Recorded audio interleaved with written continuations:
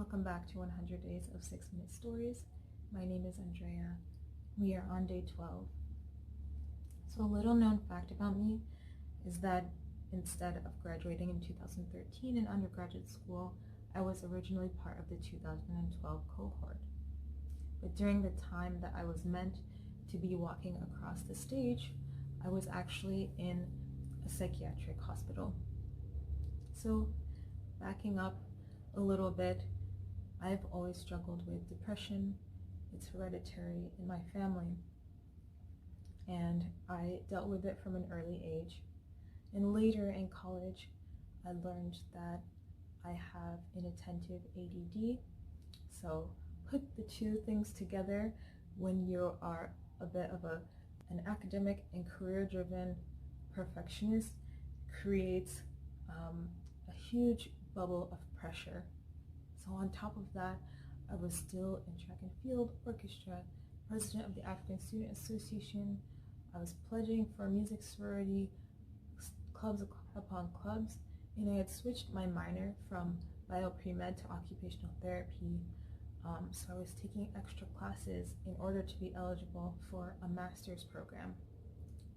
So needless to say, I was biting off too much more than I could handle. And on top of that, just icing on the cake, I was struggling with a mentally abusive relationship. I didn't realize it at the time, but if we look at the receipts, there were times where he would get jealous about innocuous things and kick me out of the car while we were in the middle of driving.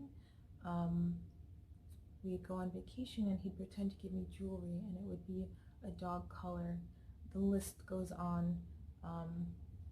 And it was something where I was young and impressionable, and I couldn't imagine that anyone had anything other than my best interest at heart. And honestly, I didn't have the time or the space to worry or concern about my emotions or try to understand them. But it got to a point during my senior year where the pressure was too much. It got to a breaking point, and there would be days where I would show up to class 45 minutes late, wearing sweatpants and a baggy hoodie because I didn't want anyone to see me.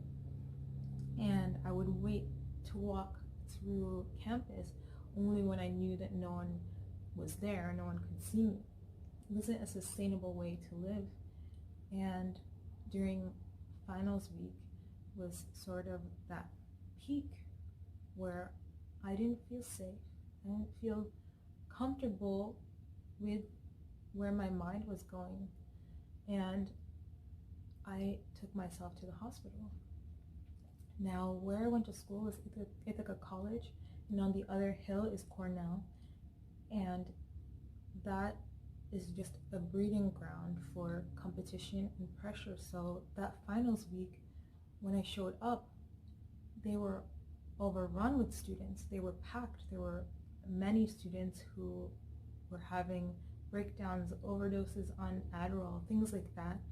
And they told me they didn't have space and that I would have to make a decision about whether or not to wait or go to the nearest psychiatric center to check myself in. So I talked to my parents, and we all agreed that this was the best decision. So people have different creative ideas of what goes on in mental wellness centers and psychiatric centers.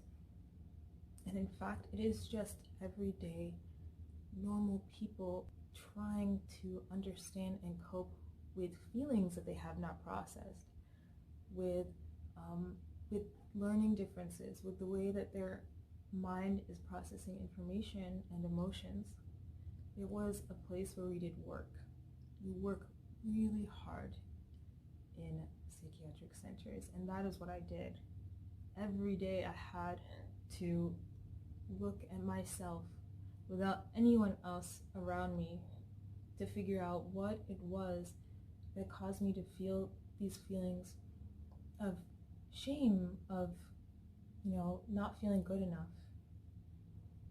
So the day of my actual graduation, my favorite nurse, Tracy, took me into the silent room, the quiet room, which was a soundproof room, and she just made me scream as loud as I could, and let go of the pain and frustration of not being at my graduation, of not receiving my diploma, of knowing that I would not be going into my next year, my master's class, of being an occupational therapist, and knowing that that is okay. You know, I didn't have anyone in my cohort even text me or ask me where I was, and it made me realize that I need to be okay with me. I'm going to be the only one that's going to take care of myself. I cannot rely on other people knowing what my worth is. So it was an experience that, coming out of it, made me much closer to my family.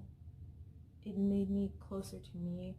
It made me realize that I need to work every day on understanding myself a little bit better.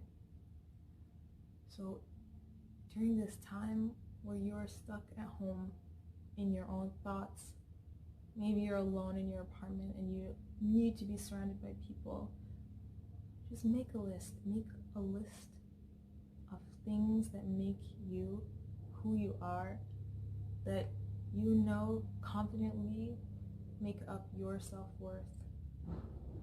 Because at the end of the day, it really matters most if you love and care for yourself first.